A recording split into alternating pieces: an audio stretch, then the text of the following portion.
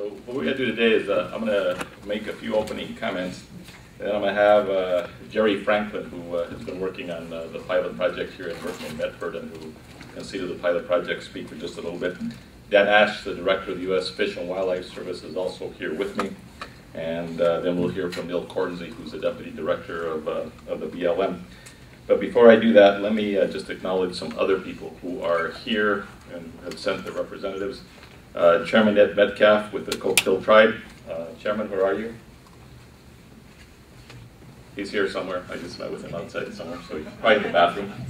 The county commissioners from Douglas, Josephine, Jackson, and Klamath counties. Will you stand up? The commissioners, county commissioners.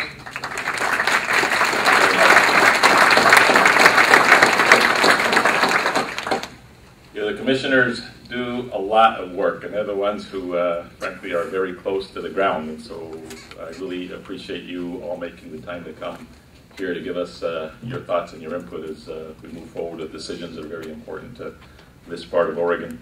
Let me also just thank the members of the congressional delegation for their interest, for their leadership, for their efforts to try to seek solutions to what has been a very difficult time and a very difficult problem from an economics point of view and from a land management and conservation point of view. And so today with us we have staff from the following United States senators.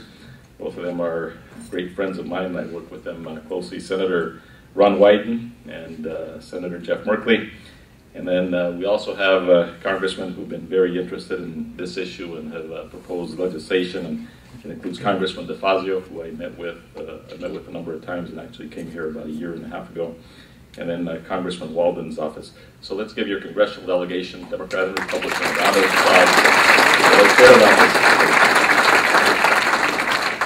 applause. George McKinley is the executive director of the Southern Oregon Collaborative. George, I saw you earlier. Where are you? Stand up. Give him a round of applause. He tries to bring people together. And representing the United States Department of Agriculture is Butch Blazer. And before he stands up, I just want to say something about his boss, Tom Vilsack. Secretary Vilsack and I have worked very hard for 3 years now on making sure that the voice of agriculture in rural America is heard loud and clear in the administration. There's not a time when we're not meeting in a cabinet meeting in the Roosevelt Room or even in the Oval Office where we don't talk about the importance of rural America and the fact that the people in rural America are really the salt of the earth. We know the callous hands of a rancher and a farmer or a logger, and we know how important rural America is to this nation, to our heritage, as well as to our economic security, as well as to our food security. Tom Vilsack and I often have this conversation about a sign that has been by my desk since the time that I was Attorney General for the state of Colorado. And that sign said then, no farms, no food. And I took that same sign with me when I went to the United States Senate. And that sign is still with me as Secretary of Interior. So I really appreciate the leadership of USDA, the leadership of the United States Forest Service. And so the Undersecretary for USDA, Butch Blazer, please stand.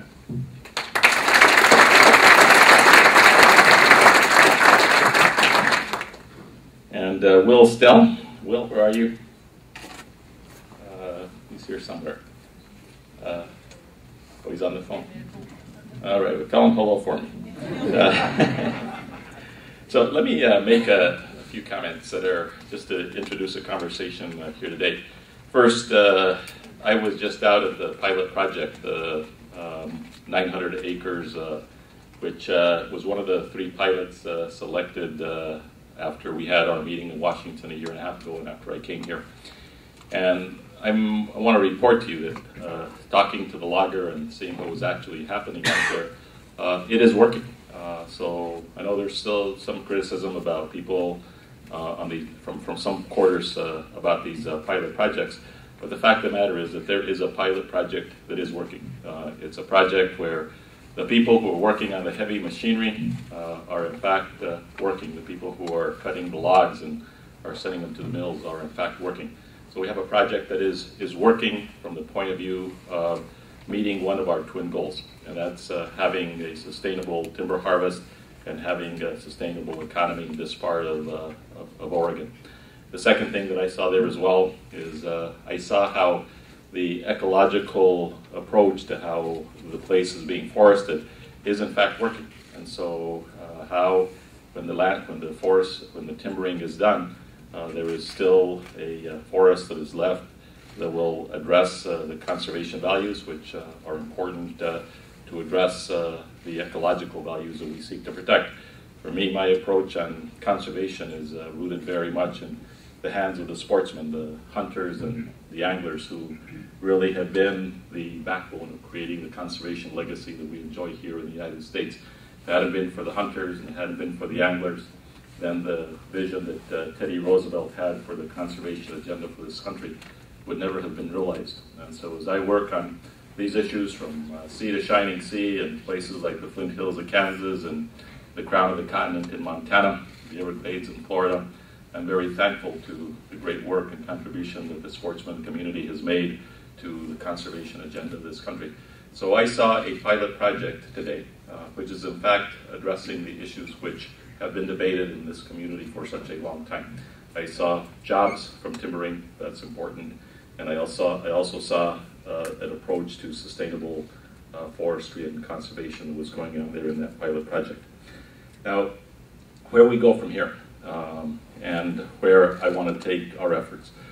First, I want you to know that we are moving forward with the active management of the forest. And so we will, under the current legal framework which we operate under, have 5 timber sales of these kinds of projects by the end of this year, by the end of 2012.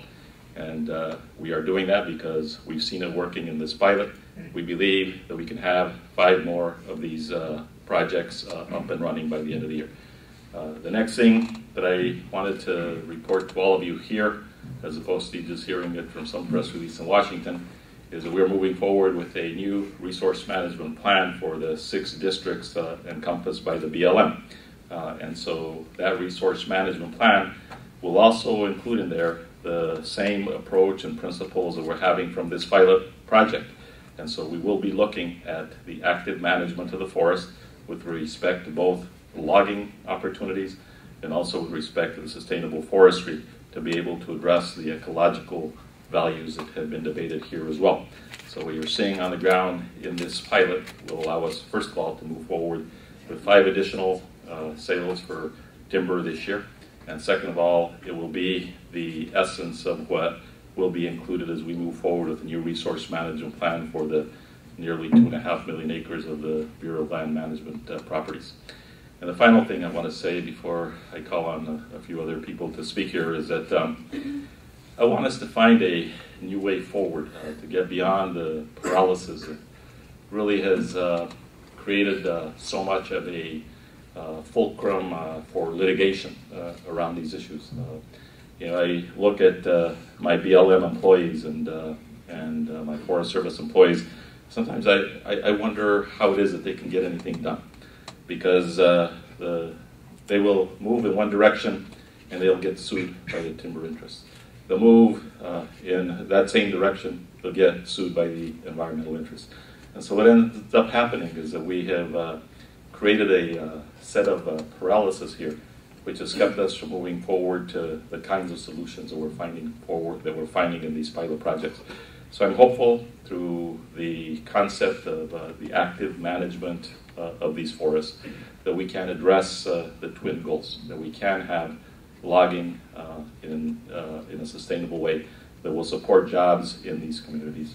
And second of all, that we can move forward with the conservation agenda that will make sure that those conservation values that are so important to many of you are upheld in this community. So with that, what I want to do is have Dr. Jerry Franklin speak for a few minutes. I think it's been a year and a half or so ago, and I was having a conversation about how we could get beyond the gridlock. The same comment that I just finished my comment with here, and I said, I was asking people, is there anybody in the world who knows the landscape, who knows the people, who knows the politics of this incredibly difficult Gordian knot that can help us take it apart and can help us figure out a way for the future. And somebody said there are two men, Norm and Jerry.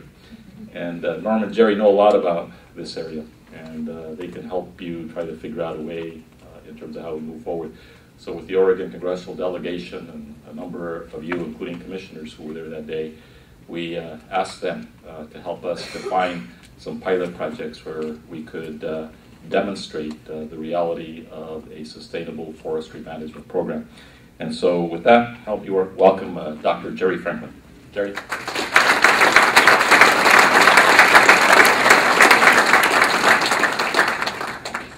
Thank you, Mr. Secretary.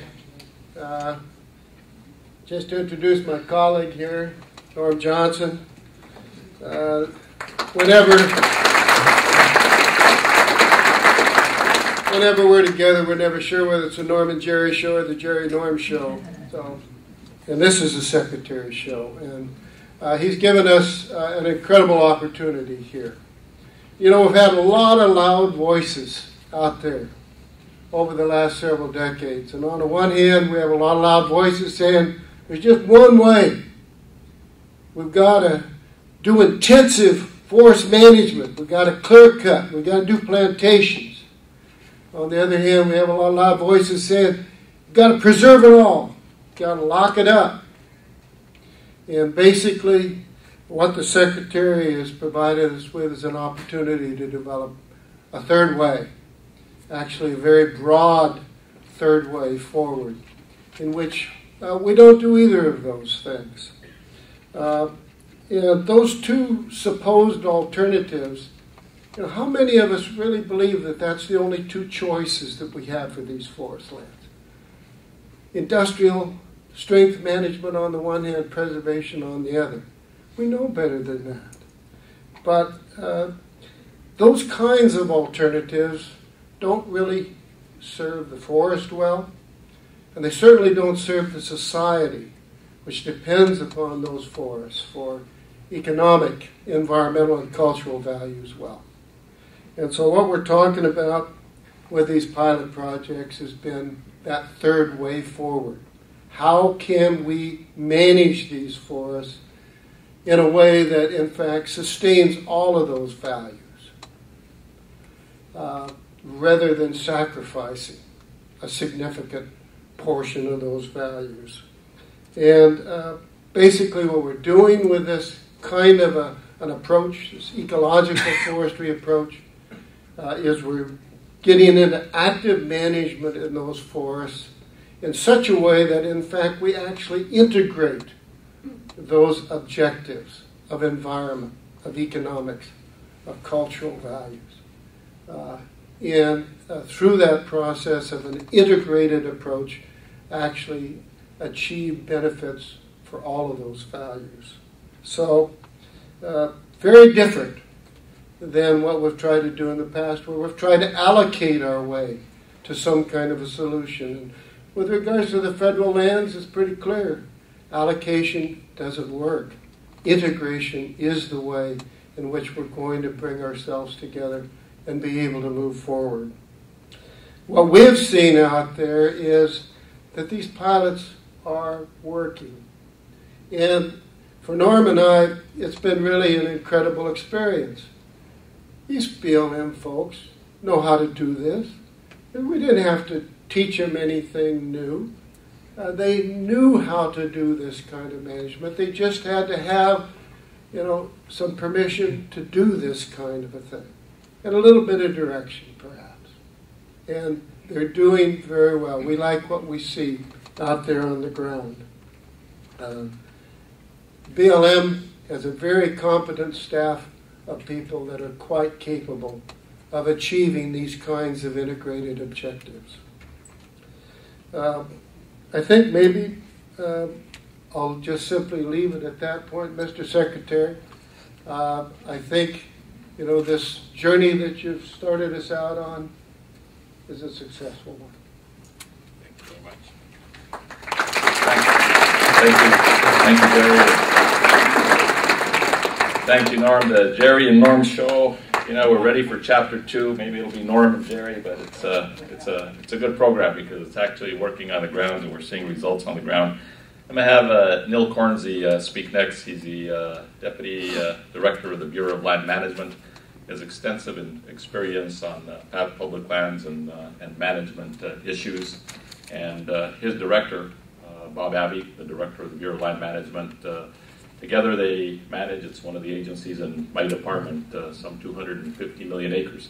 So we're involved in a whole host of things all over this country, 700 million acres actually in mineral estate. And so we're involved in oil and gas development and potash development and in conservation and a whole host of other issues. And so I have tasked Neil Cornsey to work with Bob Abbey and others to make sure that the success that we are having on this pilot is one that we can integrate in the way that we move forward in the management in an ecological way of this forest system in Southwest Oregon. Neil Cornsey.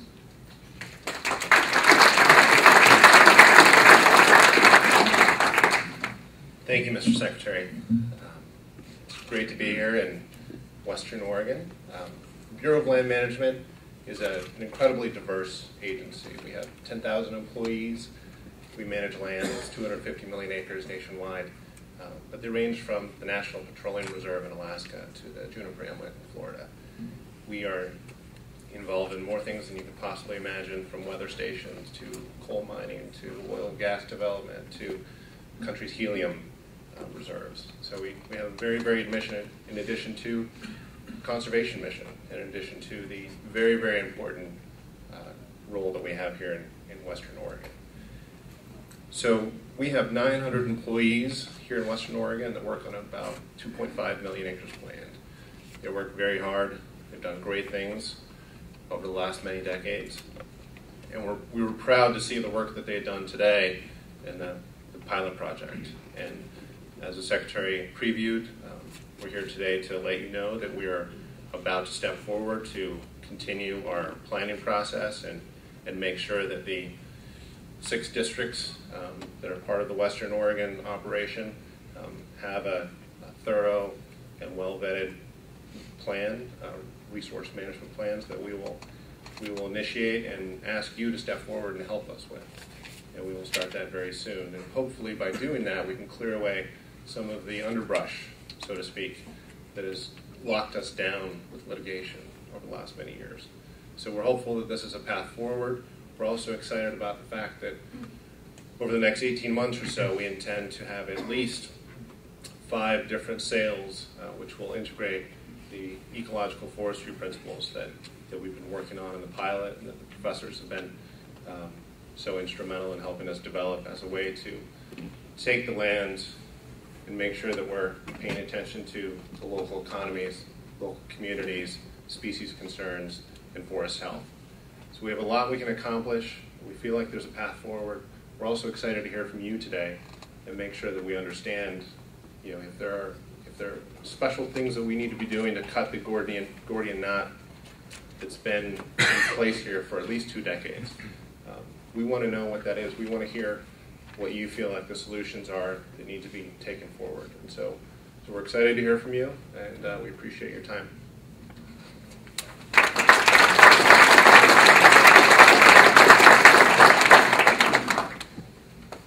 Before I introduce Dan Ashe, I want to recognize John Raby with the BLM, who's working on the Table Rocks landscape conservation. Where are you? Come on up here. So how many of you have heard of the Table Rocks landscape conservation in Southwest Oregon? Raise your hand if you have. Keep it high, keep it high, keep it high. Let me see. Okay, how many of you support it? Well, let me tell you, I met with Jim just a little bit earlier because he is our quarterback, working with the private landowners, working with the Nature Conservancy and so many others. And I think about the Table Rocks being such a special place for outdoor recreation and for all that and what it means to this economy here. And so Jim is leading this project here, and it is one of our 101 projects, 2 for each state, 1 for the District of Columbia. across the country, where we essentially are branding these as our top priority conservation projects for the country. So give John a round of applause and make him stay on task for all of us.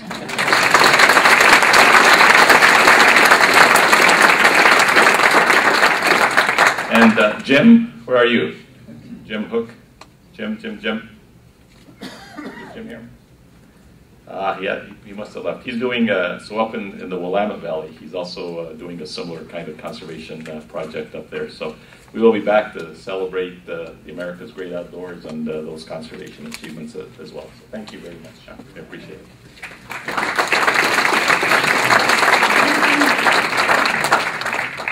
Let me now introduce Dan Ashe, and I want you to hear from him, but I think I want to give you a little flavor about this person.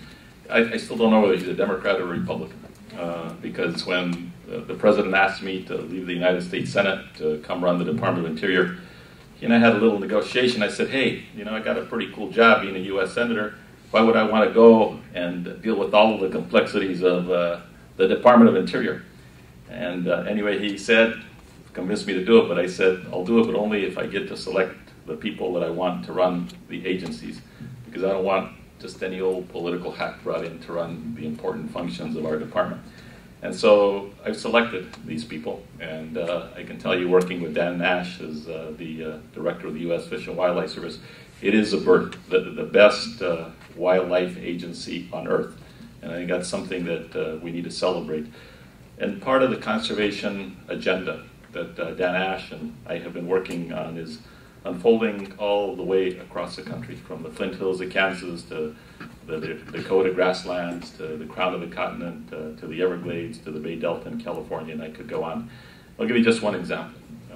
About 2 years ago or so, I went to Kansas, not exactly a Democratic state, a very Republican, very conservative state, and I walked into a room outside of the Flint Hills, and there are about 40 or 50 people who are there, including then the governor-elect, Sam Brownback, Republican who had served in the U.S. Senate, and a lot of other people. But the people who were most impressive in that room were the ranchers. And the ranchers who had come to Dan and to the Fish and Wildlife Service and said, we want to work with you to make sure that our way of life, the ranching way of life, is preserved forever on these Flint Hills of Kansas. We want to work with you to make that happen.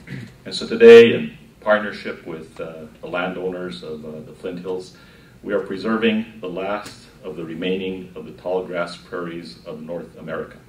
And in so doing, we are preserving a conservation crown jewel of America, but we're also preserving an economic way of life. Because the ranchers who were in that room that day, and I didn't know, just like I don't know whether Dan's a Democrat or Republican, I didn't know whether they're Democrat or Republican. All I knew is that they were there telling me that they were fourth-generation ranchers. And they were in their 70s and their 80s. And they brought their granddaughters and their grandsons with them. And they said to me that day, what we want to do is to make sure that our way of life here on the Flint Hills is preserved forever. That's why we value and we celebrate this conservation approach. So in that conservation approach, the land remains in private ownership. It remains in the hands of the landowners. It remains on the tax rolls, which are so important to the county commissioners. So important to all of you because you depend on those revenues for the functioning of government. But we work in partnership with the landowners to make sure that the conservation values of places like the Flint Hills are preserved. So help me welcome the Director of the U.S. Fish and Wildlife Service, Dan Ashe.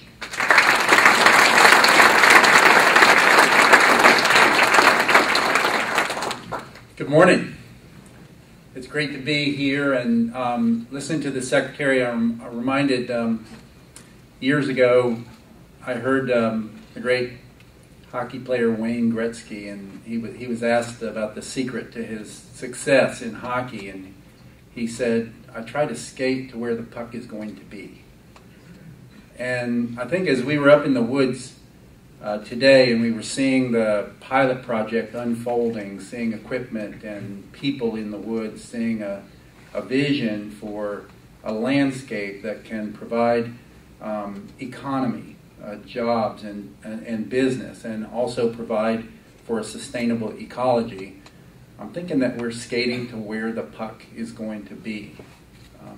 that's where the future is. That's where there's hope that we can have sustainable, well-managed forests. We can have sustainable, a sustainable forest industry that is going to produce jobs and income and opportunity for American business. And I think I hope, as you look at the recovery plan that the U.S. Fish and Wildlife Service published for the northern spotted owl, that you'll see that concept, that you'll see that we are emphasizing certainly protecting the habitat that is important for the sustainability of the spotted owl, but also seeing the recognition that we have to manage the forest. If we're going to protect the elements of the forest that are important for the spotted owl, then we have to manage the forest. And then the third element being that we have to attack another element of the problem, which is the increasing occupation of the habitat by the barred owl. So I hope you're seeing a realistic plan that really looks to a place where the Fish and Wildlife Service will be standing shoulder to shoulder with the Bureau of Land Management, with the U.S. Forest Service, with the National Marine Fisheries Service, with the state of Oregon, with Jefferson County, with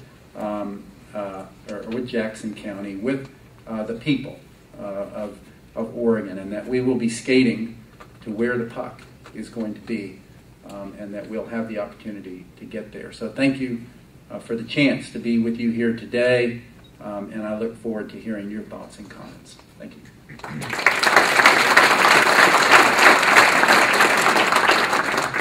Thank you, Dan.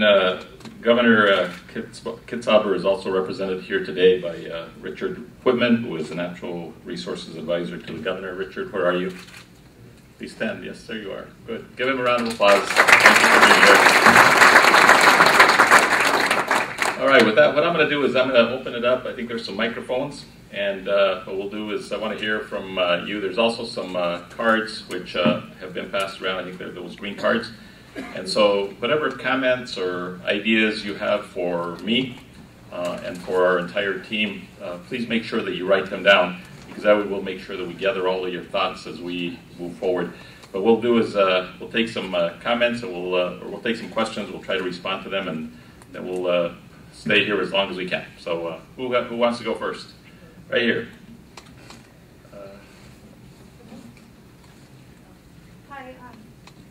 Just what I'd like you to do is tell me your name, and then if you keep your comment or question relatively short, that way we'll get a lot more people.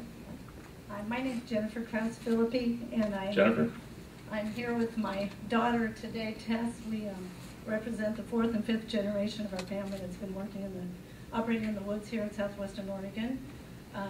This year, we operate a sawmill in the last remaining sawmill in Josephine County. And we're celebrating our 90th year this year, and we're hoping to get to 100 years, but we're worried about that. We're located in the Illinois Valley that's surrounded 80% by federal forests, and we are just hanging on by a thread. I was really excited about these pilots, and I hate to not be as encouraging as I hear everybody else sound today, but I'm worried about them. I participated, from the beginning, and I was really excited that we were going to address the issues that keep leading us to paralysis. And I don't see that. There's a fly fishing term that is called you match the hatch, and you choose a fly that matches the environment that you're in. And I don't think that this pilot we selected matches the greater forest that the Medford BLM manages. I don't think it is something that can be scaled up in a meaningful way. I became very discouraged as the process went forward, because there was just absolutely nothing that in the goals that I saw that would support our business, that would support our sawmill. We used a medium-sized log, not old growth, Doug fir and pine, and as we went through the process, everybody was patting themselves on the back, saying how great it was, and I just kept thinking, is somebody going to stand up and say the emperor has no clothes? Because it feels good, but I don't see that there's any kind of you know, we say it's successful, but there's not an economic analysis that shows success or a support of the infrastructure that shows success. Let me ask you this question, Jennifer. So it is true that the pilots were 3 in number, and you know, one that was where the sale was held last week or something. There were protests with it. The one that Aggie visited today, there were no protests, so it went forward quickly to logging. And so one of our challenges that I very much understand is that we need to scale up from where we are to be able to do this through a much more expanded acreage. And so that's why the announcement today is about moving forward even under this current legal framework that we're working on under this RMP, and move forward and have 5 additional lease sales by the end of this year. And then in addition to that, looking at how in this resource management plan, which Neil Corsi talked about, how we can incorporate the principles of what has come out of the pilot into the larger landscapes. Because you're right, you know, if all we're going to do are these, you know, couple small pilots here and there, you know, it's not going to work. I mean, you're not going to be able to produce enough timber, and at the end of the day, you're not going to be able to manage the whole of the forest to be able to take care of the landscape level conservation values that we seek. So, do you think we can't scale up? Well, I wish we could do 2 things. One, scale up, but also choose. So I know that we selected this one because it was ready, but I think we need to choose some lands that are more typical of what these forests are like around here. And I think when we do that, we're going to run into some difficult issues that we didn't run into on this project. So what I hope we can do is really address those issues and not shy away from controversy in kind of the name of group harmony. And I hope that we can just look at a scale that will support the local infrastructure. And I hope that of these 5 projects that we could ask for one that would be more of an economic focus and a county support focus. You know, if we're going to do pilots, could we do one that direction as well? Well, let me ask you, that's exactly the kind of input that we need. Okay, so we haven't selected these other 5 projects that are, you know, going to move forward this year yet in 2012. They will be selected, and we would very much value your input on that. We also would very much value your input on what's going to be an extensive process on revamping the resource management plan for the 6 districts. And so where you can be of great assistance to us is helping us guide that process. Thank you very much. Thank you, Jennifer. All right. We'll go girl, boy, and left, right. So a man in the back over there with the car. Yeah. Yes.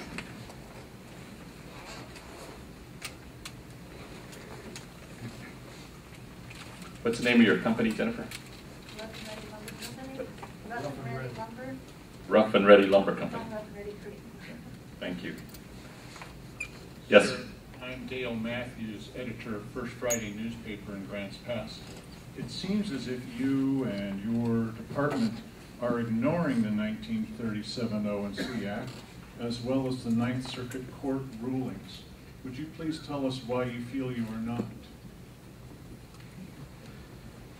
It's Dale? Yes, sir. Okay. You know, Dale, we spend a lot of time making sure that what we're doing is upholding the law. And we are, I don't know how many lawyers we have working on this, but we get sued from this side and we get sued from that side, which makes it very difficult for our employees, frankly, to do their job on the ground. And that's why it has been our hope that through the ecological, sustainable forestry initiatives and principles that we've been able to see in the pilot project, which Jerry and Norm talked about, that we'll be able to find a way forward where we can accomplish the twin goals that we have here. So let me follow up, sir? Sure. Since our Josephine County commissioners, the 3 of them have done so little in affecting this process, would you be interested in speaking with former county commissioner Sandy Casanelli, who could fill you in on the details of why it looks to us as if your department is ignoring this too? Let me just say this. You know, I'm frankly not that interested in the past. Okay, the only thing that I have to say about the past is that it hasn't worked. Okay, and I think when you look at the last 20 years, there's been huge gridlock. And I would frankly rather us be spending our human resources, our technical resources, our dollar resources in moving forward with a plan that is going to achieve the values that we care about so much here in Western Oregon. And so I'm looking forward. I'm seeking solutions. Jennifer, you may be right that maybe we need to do something different with the pilots. Maybe we need to find some additional lands with those pilots. That's what this is all about. So I'm looking forward, and we're going to do our very level best to come up with a solution. All right, woman in the back in the red dress. Yes, you.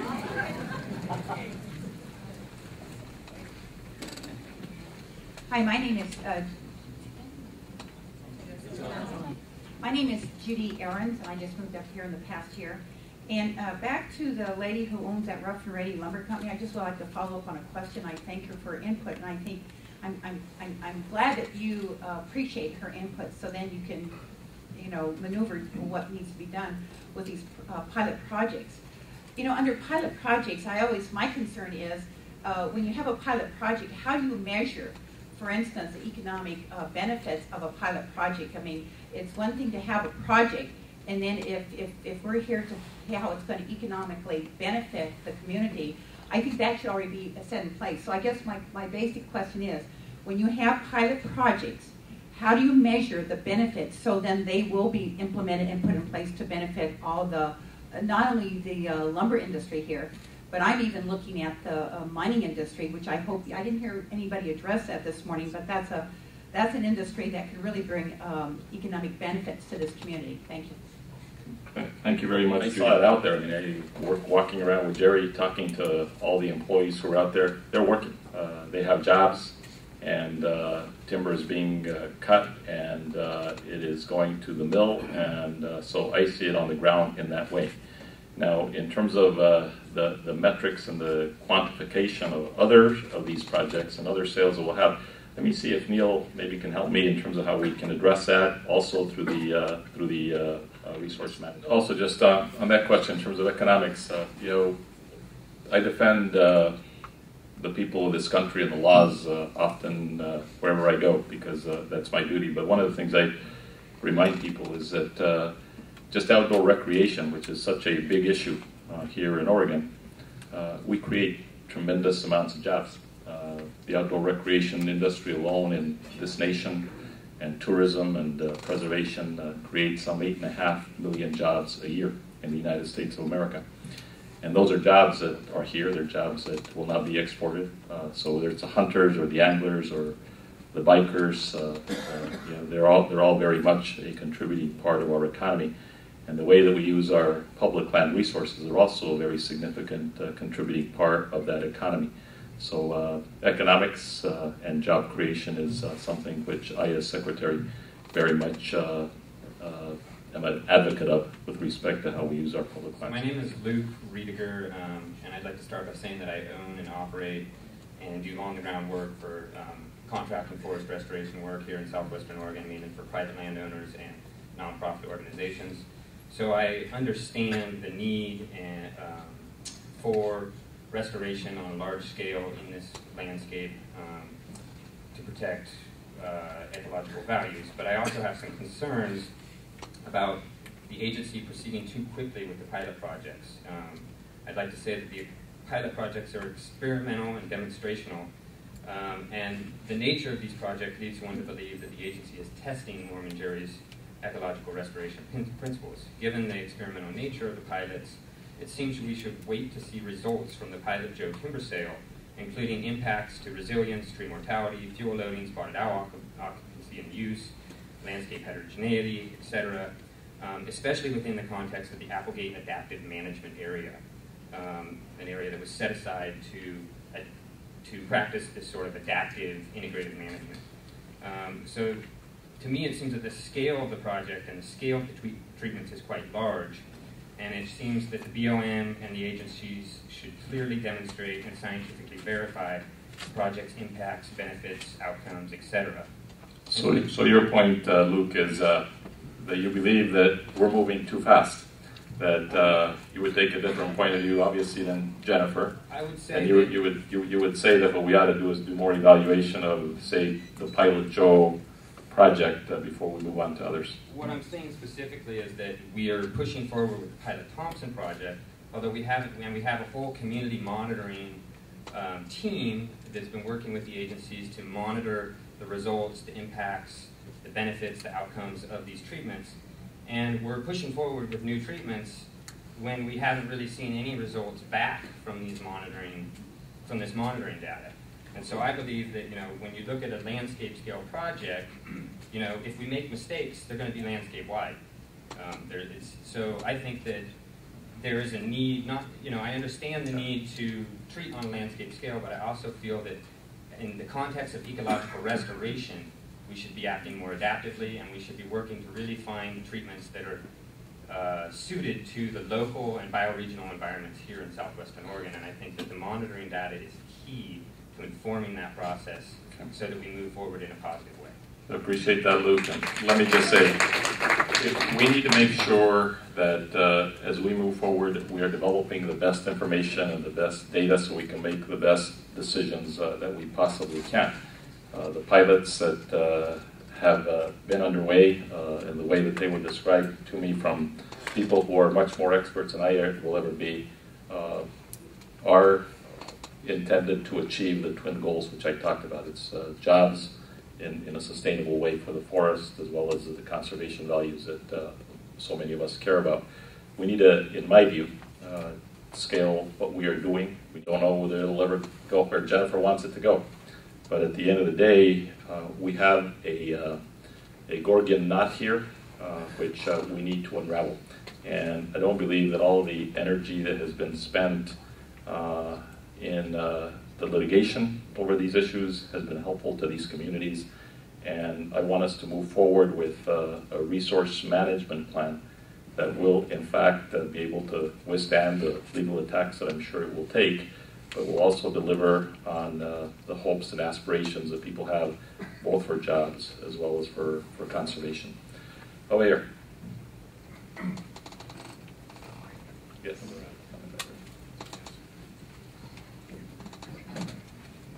Thank you for being here, Secretary. Welcome to Southwest Oregon. My name is Dominic Del Sal. I'm with the GEOS Institute. And what? The GEOS Institute. GEOS Institute. And I'm here representing my 7-year-old daughter. And so my question to you is, when she's my age, when she's in her 50s, are there going to be old growth forests? Is there going to be clean water? Are there going to be salmon runs? And what does the new vision as it scales up mean for the future kids that want to have some of the same ecosystem benefits that these forests are providing us? And I'll point out that the forests in this region are some of the most significant from a biodiversity standpoint on the planet. And so what we do here has ramifications that go beyond Southwest Oregon, because there just aren't that many intact old growth forests left. And BLM has the bulk of those on the low elevation lands in Southwest Oregon. And so as you look to the future, I think the lesson learned here is small is beautiful. And when you look at the Rogue Siskiyou National Forest, they're getting volume out because they're avoiding big trees. So I hope you think small is beautiful in terms of how we can get some restoration jobs and also ensure that the future has salmon and old growth forest in it. Thank you, Dominic. Let me just say, we, a resource management plan has to identify and will identify the management objectives for which the land is being managed. And certainly the fisheries values, the recreational values, the timbering values, all of those things need to be addressed. I think you all know better than I know. I mean, one of the complexities here is that the way that the landscape is configured in its checkerboarded way, it's more difficult to manage this kind of a landscape than it is when we're dealing with something like a 1.1 million acre Flint Hills tall grass prairie ecosystem. But notwithstanding that, my view from what the experts have told us and what the agencies have told us, what Jerry and Norm have told us, that when your daughter is your age, that she will be able to see old growth forest, that she'll be able to see the conservation values that you so celebrate and eloquently speak about, and at the same time that we will be able to see a community that is thriving economically, because you do have an industry that has been able to show that we can ecologically and actively manage these.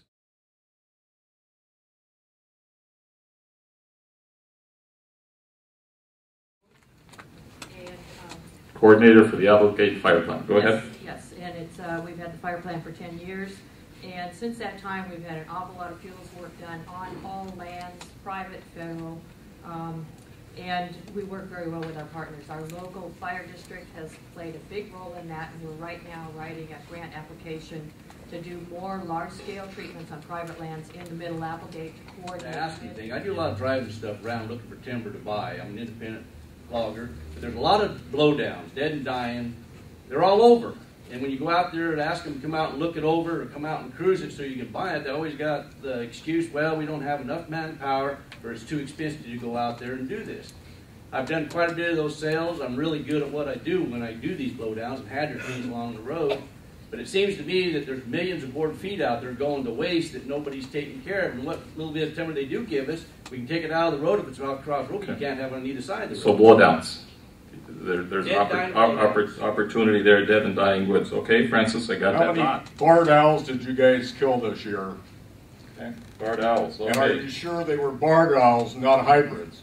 Okay, that's a good question. Horizontal, you know, and not sticking up vertically.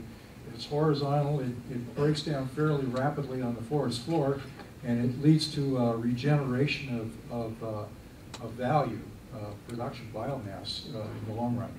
So dead and dying wood, is that your concern? On the forest floor and not on the forest floor. Piled up and burned. Okay, thank you. In Douglas County, but I am also Vice President of Upper Watersheds Conservation Organization. I really believe that there is common ground to be found. I would like to see engendered sincerity and transparency in moving forward to discovering that common ground. I think we've been cooperating with the BLM for probably 6 years in collaborative efforts. We'd like to see that keep going forward. Please help us. To polarize the conversation by saying there's the economic values versus the wildlife or conservation values, there's also the side of long-term value of the lumber, the timber that's growing, that can coincide with also protecting the ecological values of the forest. So if we're going to measure value, let's look at the economic value of money in the bank growing on the ground for future generations. Good to see you.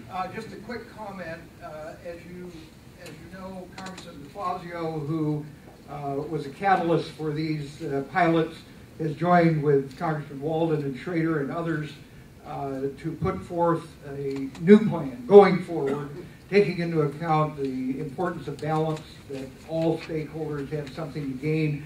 We would encourage you to work with Congressman DeFazio and others as you move forward with your management. Council, forget the DeFazio plan. I hear a lot of talk about balance, but barely 2% of Western Oregon BLM lands are designated wilderness. Barely 2%. Does that seem balanced? Does that seem like enough? I have a couple of things. First one is, I'm going to read this again. My forestry career went back before populist forestry seems to be the mode here. So I may have a somewhat different view than quite a number of people that are testifying. I followed the Pilot Joe, and I find it hard to understand how it could be seen as replacing the Whopper and the ONC mandate. From what I've seen, the quality and the quantity just isn't there. And I go on further to say, I think the BLM and the federal government generally is a little bit timid, because in the Ninth Circuit we had the Lands Council versus McNair suit, or decision, which was then decided en banc, which said that if the agency did a good job, they were relatively bulletproof. And I'm surprised that we haven't gone with that. We're trying to be bulletproof in this resource management plan that we're working on now. Thank you. Mr. Secretary, John Murphy, President of Murphy Company. We're a third-generation family-owned business, over 100 years. We got Jennifer beat by a little bit.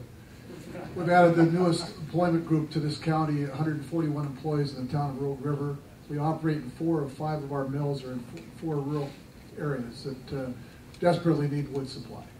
We've had to go to Washington in our latest acquisition of timber in the DNR, which gives us a predictable supply. It works. We work up there every day, knowing every day that we're going to have sales available. I just think with 780,000 acres here and a promise of 57 million feet off the Northwest Timber Plan, it can happen here also. And we purchased the Pilot Joe Timber Sale Project, hired Ed Hanscom that you went and visited here today. Hopefully you heard a lot from him up there in the woods today. What I wanted to say, I guess, is that, and what I liked about the timber sale and the Pilot is that it treated some stands for its density, and I think it reduced fire hazard in the stands that were treated in terms of forest health issues. I think it'll help the forest health issues on those stands that were treated. What I was concerned about, though, was the large areas that were going to remain untreated or remain highly dense, and the fire hazard that creates. I think these lands grow roughly 230 million board feet every year, and only 5 to 12 million feet is actually available to us because of the protests that are filed on timber sales here. And the biggest problem with our timber supply are protest issues, not how the logs are marked and the trees are marked today. Thank you, Ken. In a dry summer, they're not going to get that water. It's going to go to the Klamath for fish. That's got to stop. And everything else, and how we plunder it is how we're losing everything. I think that management should be left to all of us, not just one small group or one group somewhere. We all are conservationists at heart, and we're stewards of the land, and we should have an active participation in our own futures. After they took the timber out. So how are we going to clean up the fuels reduction for the upcoming project? Thanks. Okay. Wild horse. As well as the Act of 1937. It says protection of watershed and stream flow. I know dramatic reduction of forests definitely damages the stream flow, and that goes against the Act of 1937. Recovery of the northern spotted owl. And I'd like to know how will future plans address this? Logging and jobs and sustainable communities from an economic point of view. I'm also, and that's why we're doing the 5 sales this year. That's why we're moving forward with the new resource management plan. I want you to keep all that in mind. I am also very interested in making sure that we manage the landscape in a way that will address the ecological and conservation values that you so much care about. And I do believe, as was said by my fellow rancher here, that we can find a common ground relative to how we move forward. I've asked Neil to head up this effort for us. We'll be spending a lot of energy on it as we move forward with the RFP, as we select the 5 lease sales for this year. We want to have your input. So Neil will be in touch with you, and will be participating with you in all of our BLM and Fish and Wildlife and Forest Service and all the other people who are here. Let me finally just end with 2 of these comments. The first is that I don't believe that there's any natural resource issue that is not subject to some kind of resolution. And I've been involved with the biggest of fights all over this country in my time and in my profession. This is a difficult one here in Western Oregon. But I do believe that what Norm and Jerry have done is they have showed us, at least on a small scale here with Pilot Joe, that it can be done.